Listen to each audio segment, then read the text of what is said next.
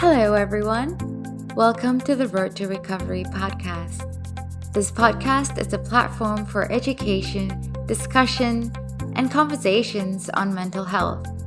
I'm your host, Amira Shah, and in this podcast, you'll get to know more about the therapeutic process, insight into life from the perspective of the psyche, and also join me in exploring current issues with other practitioners.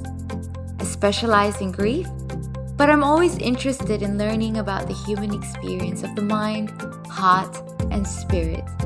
So join me on this journey of in-depth learning about ourselves and the world we live in.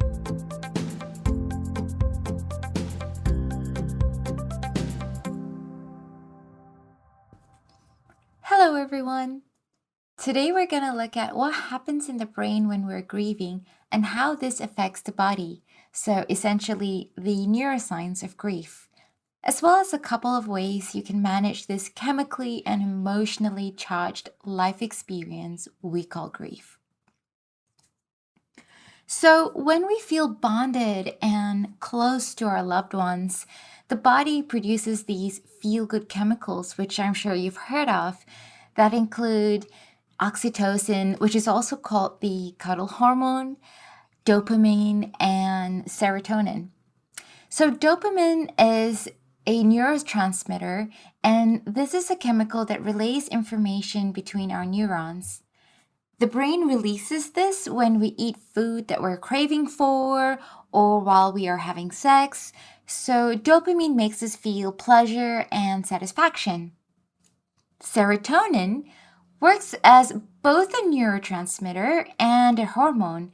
And serotonin is responsible for regulating your mood, social behavior, appetite and digestion, sleeping and waking up, memory, thinking, as well as sexual desire and sexual function. And it does this by sending messages between the nerve cells. Serotonin is usually mainly found in the intestines, the brain, and the blood. So naturally, when we feel close to our loved ones, we have all these feel-good chemicals running through our system, our body functions appropriately, our mood is stable, and we feel content.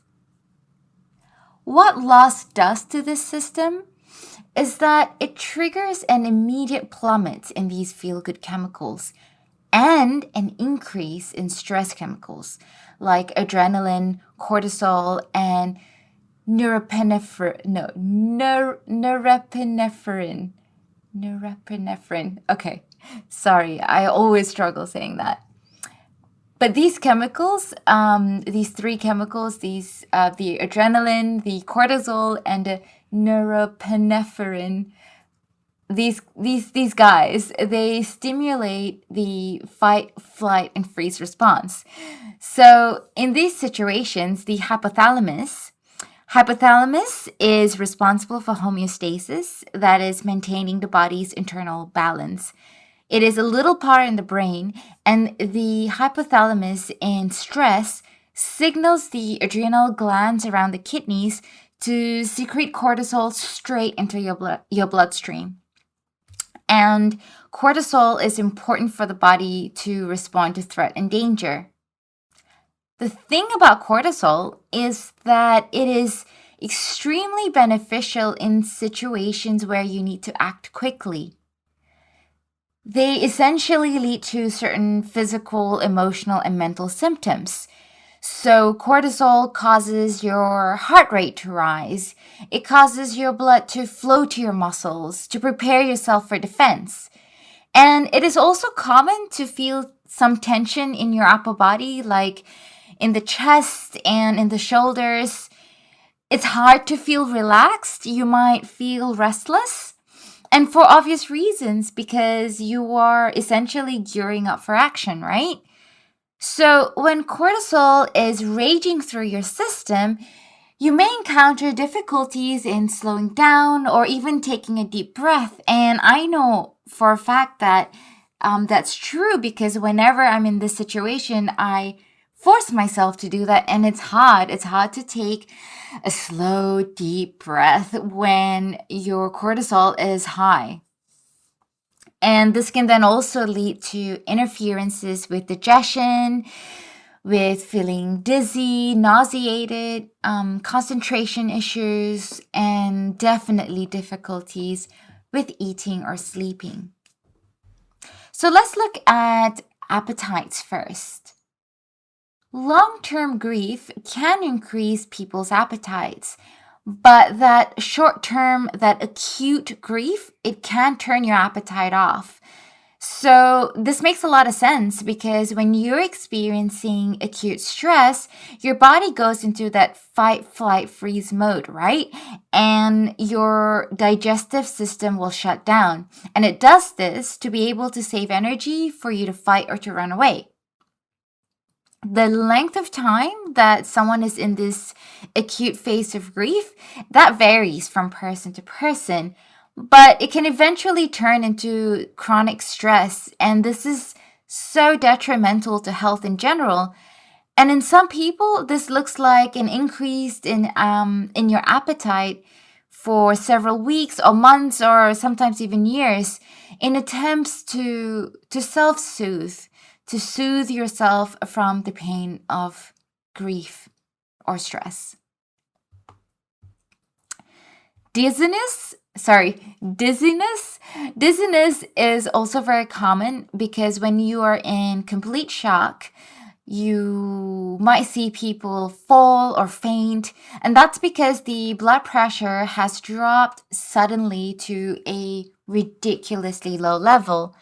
And the most common causes of fainting is when encountering emotional stress, fear, insecurity, or pain. So I've personally witnessed this, and I'm sure you have as well. And if not in person, maybe in movies.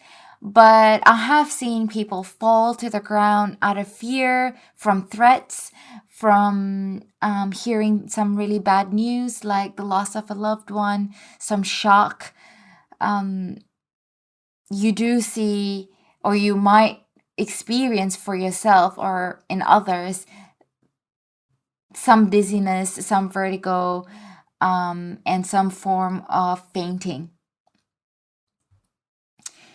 And when you consider that this is how your body can respond to such situations, the fact that the body unleashes a flood of stress hormones and chemicals, we need to be mindful that this response at a certain intensity can worsen many pre-existing health conditions, such as heart failure or diabetes, or even lead to new ones like high blood pressure or heartburn or other immunity deteriorations.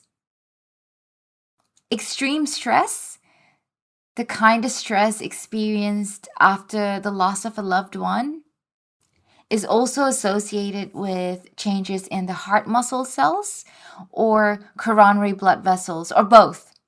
And these things, they can prevent the left ventricle of your heart, so that's the bottom left portion of your heart, from contracting effectively. And this condition is called stress-induced cardiomyopathy or broken heart syndrome.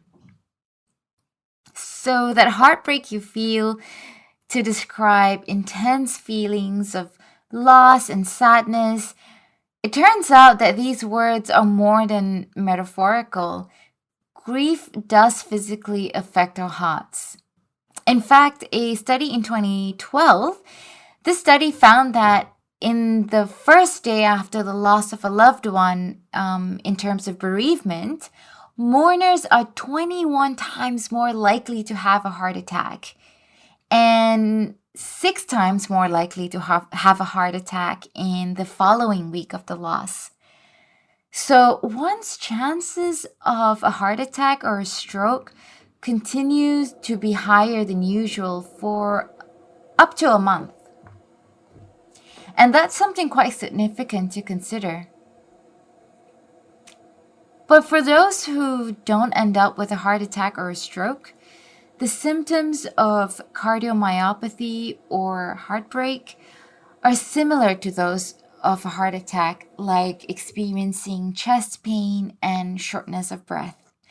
But of course, if you're unsure and if you might have some pre-existing conditions or some history or genealogy and heart issues, definitely don't take the chance, because it could just be a bit of heartbreak or it could be a full-blown heart attack.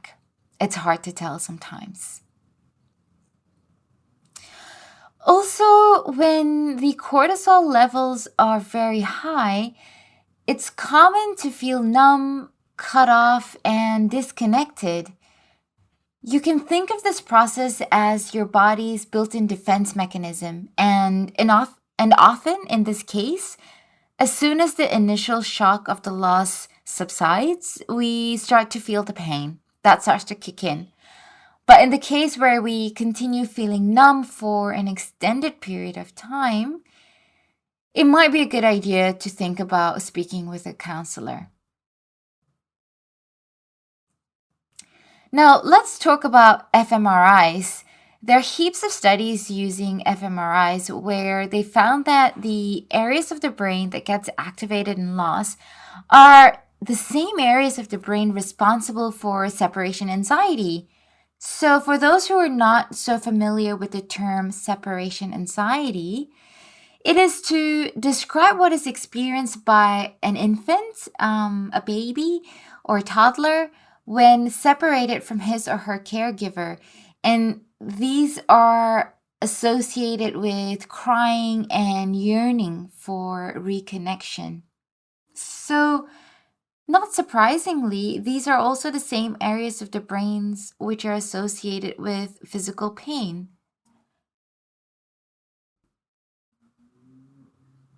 Another reason why grief physically hurts is because the amygdala, the hippocampus, and the prefrontal cortex, I'll say PFC because it's a bit of a mouthful. These three parts, they're activated when we recall memories and associations that we have with our loved ones.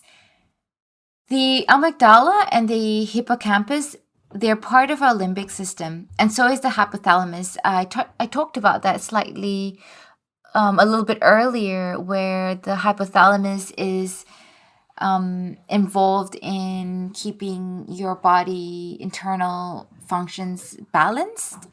So the amygdala, the hippocampus, and the hypothalamus, these three things are part of the limbic system. And the limbic system, it deals with emotions and memory.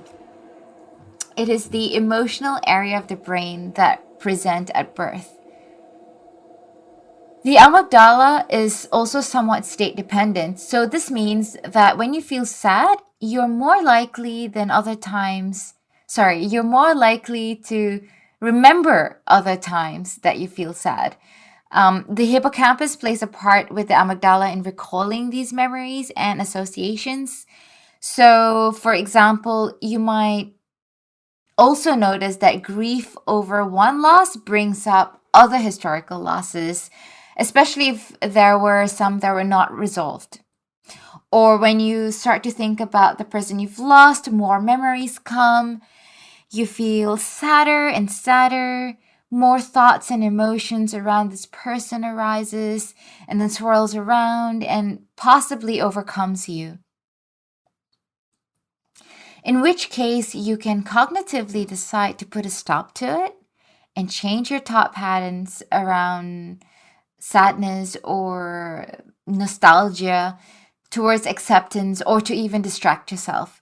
Or you could kind of go with the flow and let it all spill out and experience a cathartic relief. And this is where CBT kicks in. For those who aren't sure what CBT is, let me explain. CBT stands for Cognitive Behavioral Therapy, where the aim is to manipulate or shift your thoughts based on the theory that thought evokes emotion, which in turn manifests in altering behavior. So the cognitive part involved is when you recognize that you may be spiraling into an emotional whirlwind, or you don't have the capacity to fall into pieces right this moment because you need to apply yourself somewhere else. So you get a hold of yourself, you tell yourself certain things, the PVC is in action, you pull yourself together, you take deep breaths, and your emotions eventually respond to the new stream of thoughts away from the yearning and the longing for reconnection. You might still be able to recall the memories and talk about them, but you might not be tearing over them. In fact, you might start laughing because you're recalling some joyful times. So, on a neurological level, this is explained through the fact that the amygdala is also involved with positive emotions like pleasure and joy. So, negative and positive emotions. Essentially, CBT alters our emotional experience by engaging the PFC. It gives you the autonomy, and I say autonomy because sometimes it feels like we have no choice but to sink into sadness, especially if it hits you like a wave so unexpectedly. But it gives you the autonomy to positively influence your emotional state, which in turn influences your behavioral state. And it's a particularly nifty strategy, actually, if you catch yourself in a position where you can't openly grieve or when you can't afford the energy expenditure of emotional sadness and heartbreak because it is exhausting, right? Crying or grieving or mourning or being sad, it drains you. So when you can't afford to spend that much energy and time to be drained and you need to apply yourself somewhere else, this is a pretty nifty strategy. Research suggests that we put our memories and reflections into words when we use our PFC. For example, like when talking or writing about our loved ones. So, in the case of bereavement, as you engage the prefrontal cortex or the PFC and the amygdala to process loving, tender memories of your loved ones, providing that these are the memories that are available, over time, these reflections can offer a bridge. And this bridge somehow allows you to create sustained connections with the people you've lost, kind of like a continuing bond, right? And in this way, you create a narrative of your life in relation to the loss. What this experience of grief and loss means to you on a personal level, how this loss affects your faith in humanity or spirituality, um, other beliefs, larger beliefs that you have. How do people around you relate with you going through this loss? Is it recognized by the community? Is it recognized by your social circle? Why or why not? Are you supported? Does Does your interaction with others in relation to your loss change how you feel about your social and cultural circles? And finally, and possibly most importantly, your narrative with the relationship you had with the person you lost, or with the relationship that you've lost. How you make sense of the time you had together, the ebbs and flows of the relationship, the makeups and the breakups, the pain and the joy, the traumas and the forgiveness, the love and the suffering, and the unrealized planned futures of what that means. So, when creating the narratives whereby you engage the PFC, it's so important because it helps organize the experience and form meanings around it. But it takes time to reflect on this, and this doesn't happen overnight. So, your relationship with the one you've lost is so deeply personal that only you have privy to it, really. I mean, you can share the details with someone close to you, but only you know what the relationship was truly like, how it unfolded, how meaningful it was then, and what it means now. So, coming to some form of resolve in these narratives takes time. And they tend to not happen when you are in acute grief because, as you know, there are a lot of chemical reactions going on at that time, which can impede in our thought processes, especially if you live in the postmodern world that we do.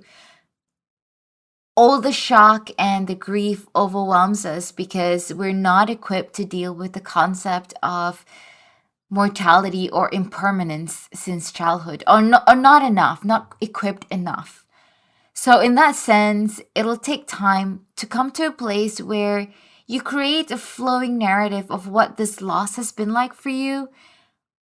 But if you've been exposed to a different philosophy in life, a different culture, and you don't experience death anxiety or strong attachments to permanence, then there is a different trajectory that you may have taken. And I know of some people in that boat, actually, which is a bit of a side note or a digress, which is why I'm quite excited to explore the topic of death anxiety across history and cultures in the coming episodes. But back to this. Wrapping up, whenever you experience violent or unusual physiological, emotional, and psychological responses to your grief, whatever that grief is, it doesn't have to be in a sense of bereavement, of course. Remember that there is a neuroscience behind it. Hormones and chemicals are involved, and it is as much of a physiological thing as it is an emotional, mental, and spiritual experience. But you don't have to be the passenger of grief when it takes over. You can also choose to grab the wheel, steer clear for a little while, or slow down and cruise along to create some meaning from it.